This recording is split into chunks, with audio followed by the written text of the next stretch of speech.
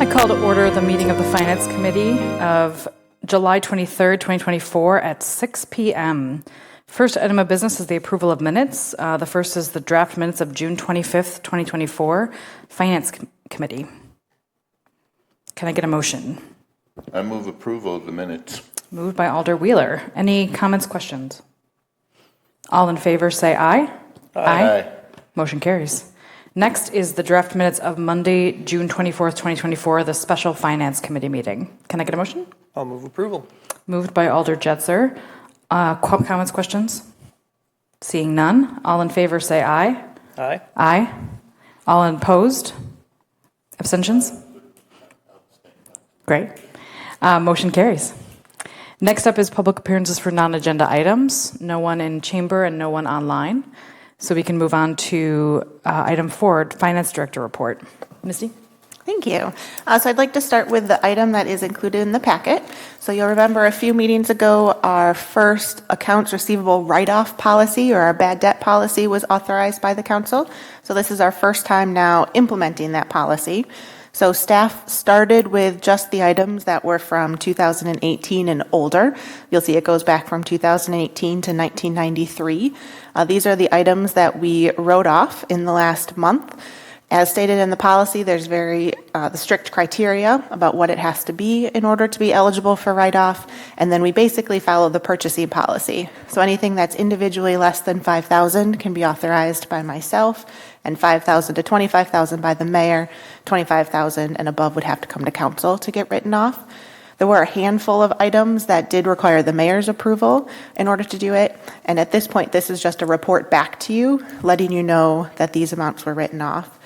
I'll say the number was staggering. It's a very large dollar amount, but that's because we haven't written anything off since 1993, right? And things just kind of compound.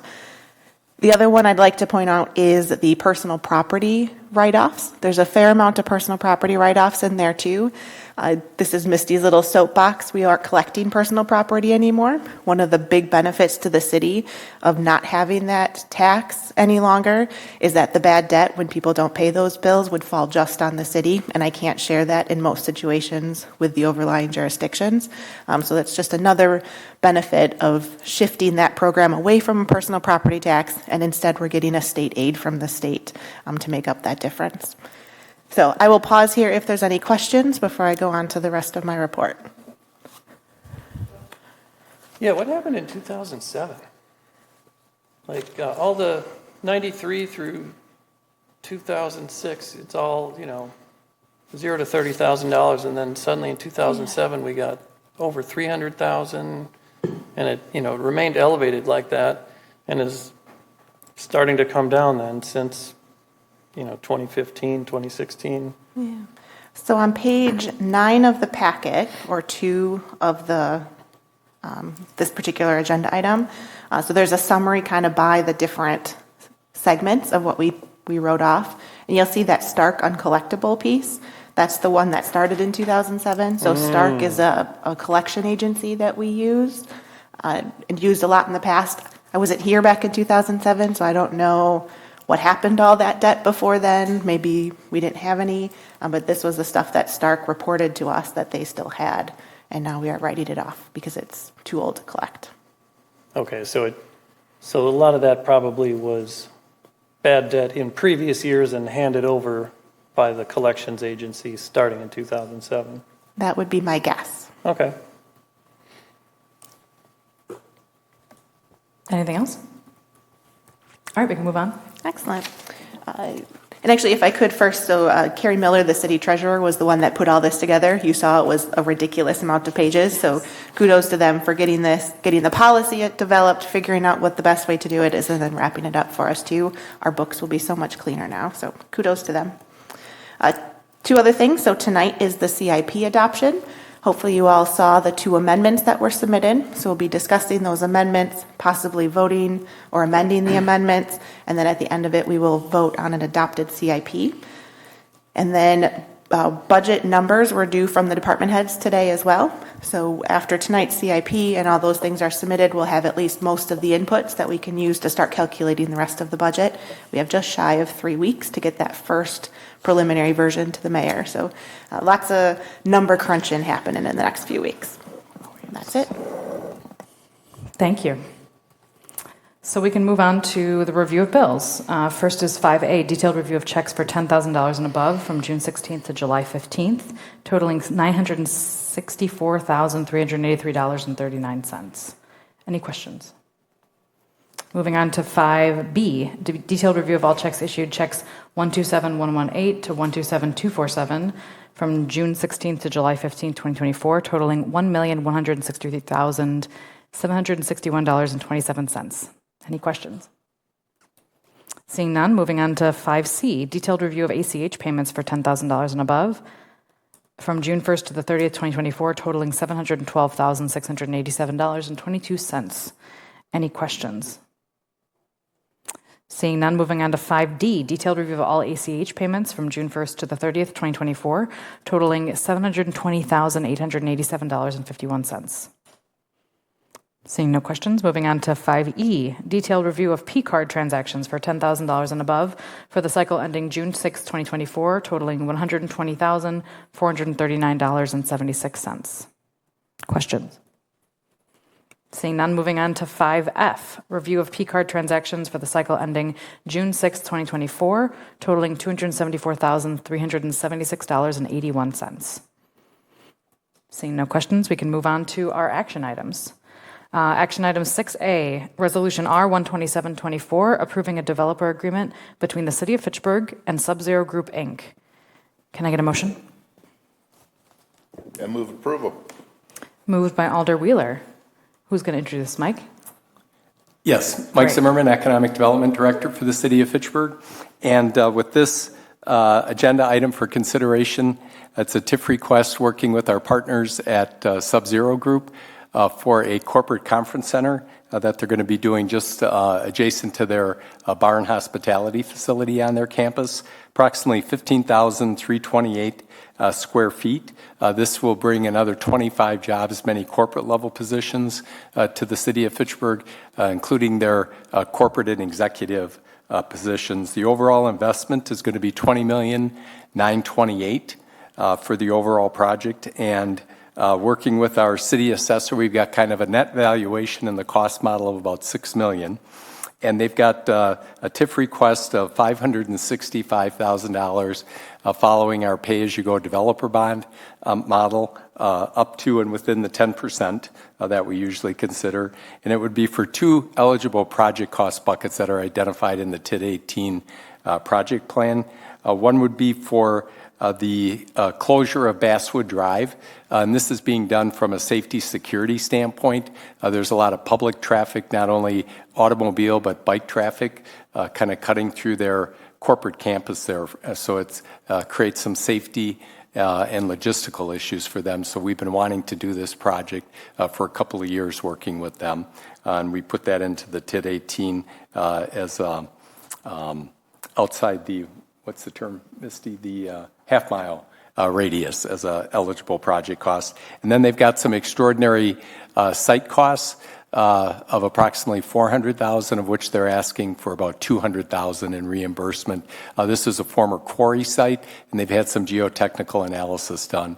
And these costs are going to be kind of certified and verified by our Public Works Department once they get into the project. So they're looking at $565,000, and it would be out of those two buckets. The Basswood closure is estimated at $451,000, and we're not sure exactly where that's going to come in at as far as actual costs. So whatever the remainder is outside of the Basswood estimate would help to cover up to $200,000 in those extraordinary site costs, subject to Public Works verification. But it meets our standard TID parameters, pay-as-you-go, up to 10%, and then a payback period, in this case would be 13 years. And you've got the Ellers memo attached to it that shows that the TID can support this, and it meets the kind of the but-for test that we have for TIF requests in the city. And we've got Tony Fox our partner at Sub-Zero Group, the VP of Finance here, if there's any questions regarding the project or the TIF request. First question from me. Can you just talk a little bit about the closure of Basswood Drive and what costs are associated? I guess I'm not clear on how that drives $450,000 worth of cost. In Exhibit D, those costs are broken out there. If you look at those numbers. And so Exhibit D, is that part of the memo or? it should be in the developer agreement, or I'm sorry, Exhibit C in the developer agreement. So it's on page 280 of the packet or 23 of this particular item. So it's the one with the green bars across. Great, I see it Yeah. now. On the one side of Exhibit C are the extraordinary site cost buckets that Sub-Zero's identified, and then on the back of Exhibit C are the costs associated with the Basswood Drive, and these are estimates from our Public Works Department. Sub-Zero would go out and publicly bid it and get estimates and actual cost estimates when we're ready to do the project.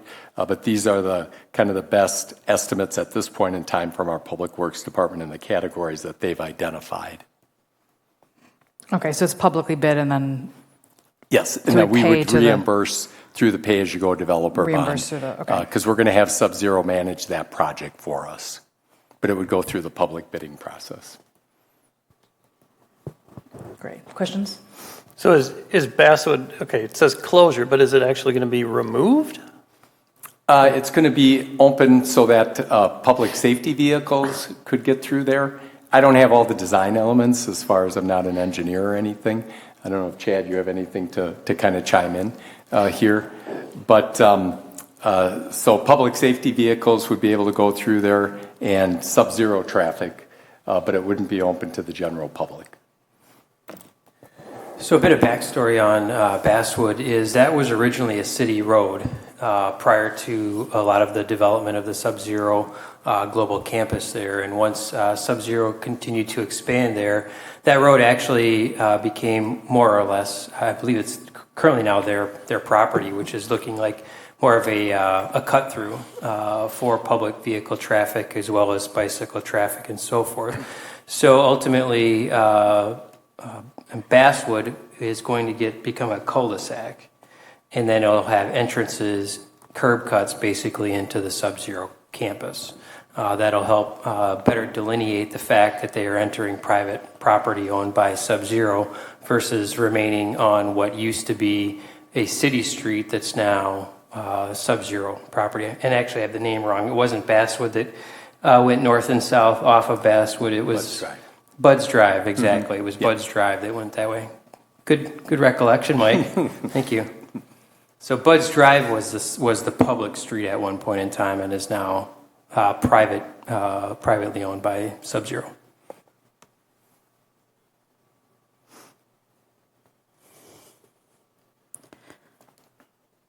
I guess I'm just still not fully tracking. I'm sorry for being ignorant. okay. So like, what is happening with the road? It exists now, but it's going to be a.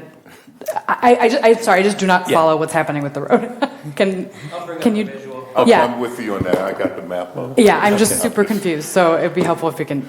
So essentially, are you going to like close off the entrance where it tees into Commerce Park Drive from public traffic then, or what? Give me a second to pull up the map. Yeah. We probably should have had just a graphic or exhibit of the project.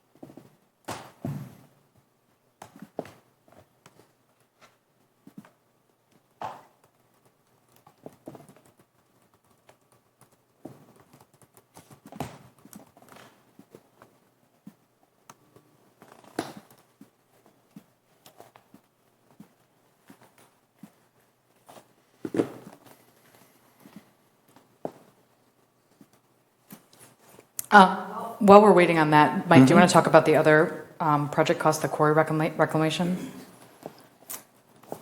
As far as the extraordinary site costs? Yeah. So kind of Yeah. talk a little bit about what that Sure. involves. Yeah, as you can see from the front page of Exhibit C there, we've got soil engineering and field observations, undercutting of the building due to the fill site, parking lot and driveway undercutting, and this is all per that geotechnical study that our Public Works Department has and has reviewed. And then when they do the actual project, again, Public Works will be out there with their consultant and with their engineering company. Removal of any topsoil underneath, and then blending of granular fill-in with the existing for better infiltration at the stormwater ponds. That's also captured in that geotechnical report. So you see the line items there, and they total $400,000 as part of that. I think some of it is in conversations with Assistant Public Works Director Tracy Foss. They've had some kind of soil borings done, but not completely over around the site. So I think there remains some unknowns there, and that's why they're kind of requesting $200,000 of the $400,000.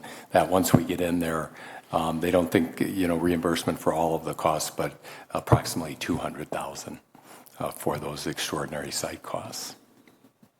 Okay. Did you find the map? Okay. Yeah, yeah. So it's just cost unique because of the fact that it used to be a quarry? That's my understanding. Okay. Yeah. Yeah.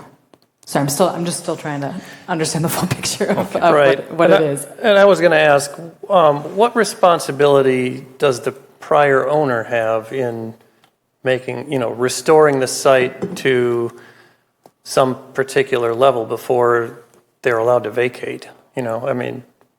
It seems like if the quarry comes in and makes a mess and then passes that mess on to the next owner, that's not right.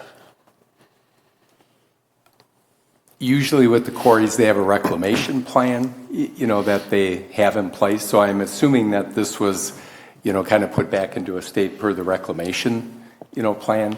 But I think each site then, when there's a development project on it, is probably unique as far as the specific needs for that particular building project, at that site.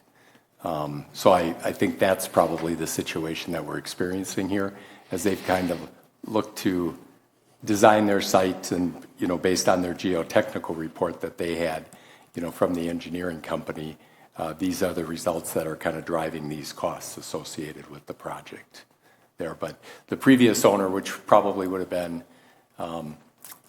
Payne and Dolan, I think, back in the day, would have brought it back to whatever the requirement or the statement was in the reclamation plan. I don't know if you have any information on that, Tony? Yeah. For him. Yeah, I guess I'm just wondering, is this a direct result of the fact that it was, had there not been a quarry, would these extraordinary site conditions still exist just because of the fact that we had a bunch of rock there? Or is this a direct result of the quarrying that took place? And if so, then did the reclamation really, was it restored properly?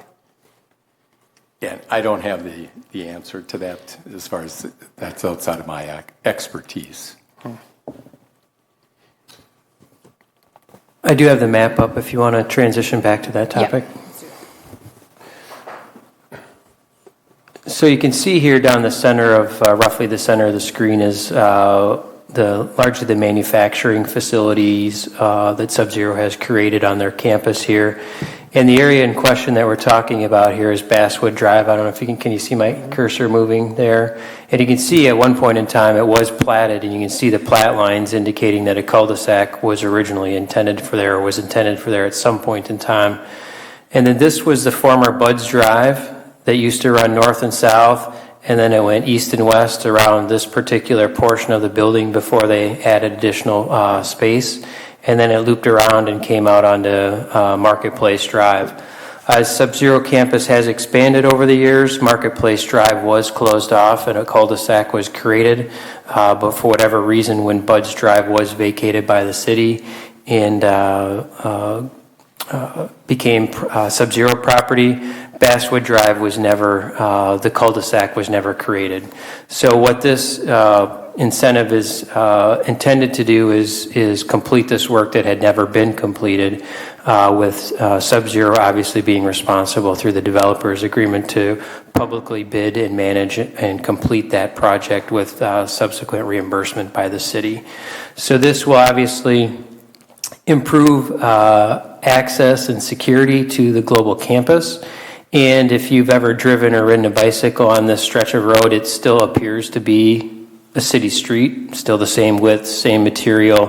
Cars typically park on both sides as they have since the campus was created with the first original projects. So one of the other things that has happened over the years is prior to the closure of Marketplace Drive, vehicles would come straight in Basswood, and then they would be finding themselves in and amongst the loading docks here, and then ultimately trying to exit out onto Marketplace Drive. So in order to help facilitate safety for employees, those using the roads, the trucks for loading and unloading and so forth, some steps have had to be taken in order to better control access to the campus.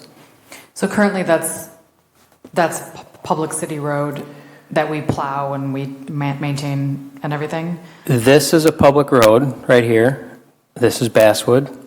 That will remain public, and the city will continue to be responsible for plowing and maintaining. This is Bud's Drive, or what used to be Bud's Drive, and at one point in time, yes, the city was plowing it, was maintaining it, and had responsibility for it, but it was vacated at some point during, I'm assuming when this addition was made, would make the most logical sense since it used to wrap around here. This was vacated by the city and became property of Sub-Zero through that expansion. So it's no longer a city street, but certainly appears to be. So closing it just means like creating a basically, cul-de-sac at the, or yeah, exactly. So you'll see, again, I'm not an engineer, the plans haven't been drawn up, but what I anticipate you'll see is a circular curb cut as you would in any other sort of cul-de-sac with, entrances or cuts in the curb to the locations on the campus that folks still are able to navigate to. But it'll be much more evident that you're no longer on a city street, because this is now going to be a cul-de-sac and will appear to be a cul-de-sac. I can't speak for Sub-Zero. My assumption is they're going to put some signage up and relocate some signage to better identify where people or visitors and employees should be going, and probably make it pretty clear that that's Sub-Zero property they're about to enter.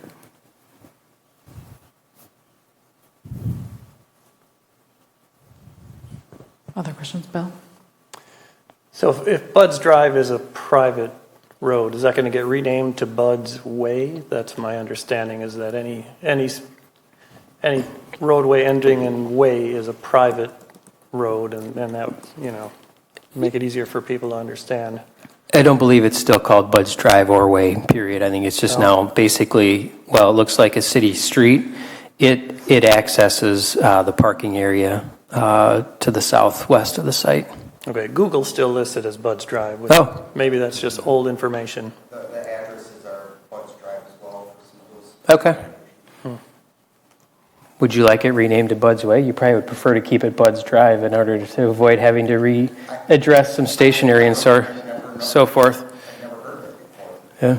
Well, then I'm about 2 weeks ahead of you. It's something we can bring back.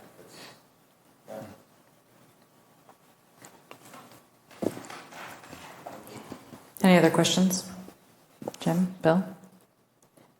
Okay, and then can you just, one more time, just for public edification, talk about the PAYGO process for TID, so how that financially works with the Talk TIDs? about the payments. Yep. So TID incentives really fall under a couple of different big picture theories, one of which is the but-for test. So but for the city participating in this TID incentive, the project wouldn't happen. And there's the pro forma in there from Ellers that documents that the but-for test was met. And then the city's practice, which is considered a best practice, is to use PAYGO or pay-as-you-go development incentives. which means instead of the city paying for this cost of Bud's Drive closure, for example, or the Basswood closure, for example, paying that up front and then hoping that the building happens and the taxes are generated to repay it, we push that risk onto the developer instead. So the developer pays that cost up front, and then as property taxes are paid in from the new development, a portion of that will go back to the developer to reimburse those costs as identified in the development agreement. So the risk is really on the developer to make sure that they build what they said they were going to build, that it generates the taxes that it's supposed to generate in order to make these payments, and then that's how they would get those costs paid for. And I'm sure there's nuance in terms of, okay, we've got so much in tax increment, we're going to give some fraction of that at any given time. Is there anything you want to say about that? Yeah, so every deal is different. In this particular development agreement, I think it's 67%. 66% of the increment that's generated will be eligible for repayment under the payment terms in this development agreement. We have some that are 50, some that are 80. There's a couple that are 100, so it all depends on the particular deal, but this one is 66%.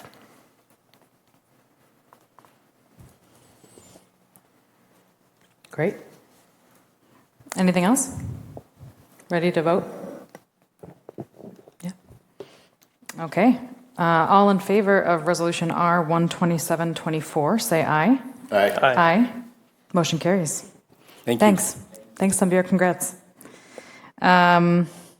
Next item. Resolution R 13024, acceptance of well number 12 well drilling bid.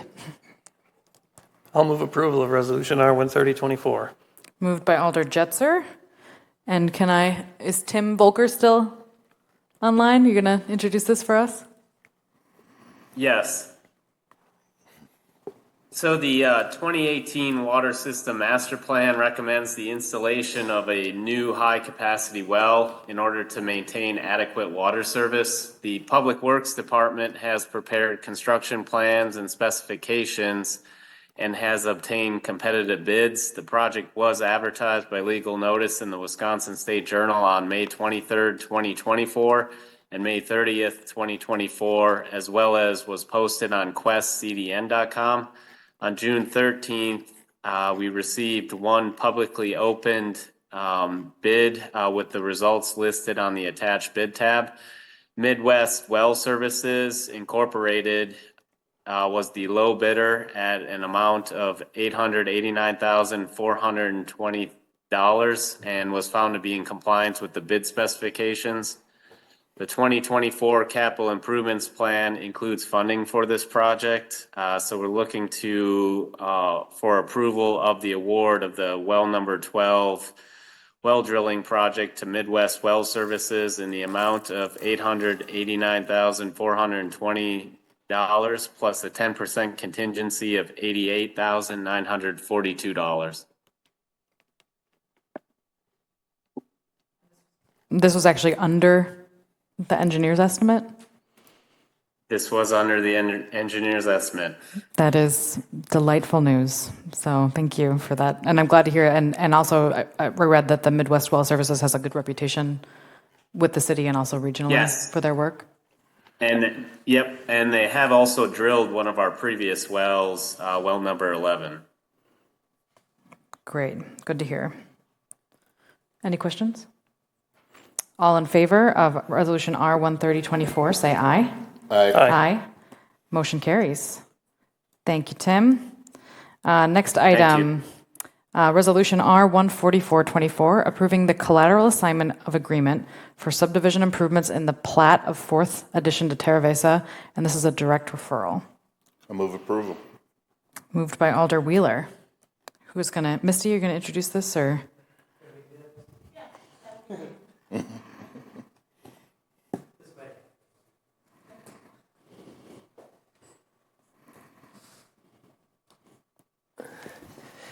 So this is an item that we fairly regularly do for developers, and in fact, I think one recently came through the council on another development project. So the developer for Terravesa, Fitchburg Lands, is intending to finance the next development phase, which is their 4th phase. in Terra Vesta through One Community Bank, and as a condition of their financing, the bank is requiring the developer to consent to the collateral assignment of the agreement for subdivision improvements for that particular plat. So what you have before you then is obviously the collateral assignment of the subdivision improvement agreement to One Community Bank. So again, this is not something that's uncommon for the city to do. Great. Questions? Okie dokie. All in favor of Resolution R 14424, say aye. Aye. Aye. Motion carries. Next item is announcements. Our next meeting is going to be August 13th, 2024. Any additional announcements? I will take a motion to adjourn. I move we adjourn. Moved by Alder Jetzer. All in favor say aye. Aye. Aye. We are adjourned at 6:31 p.m. Thank you.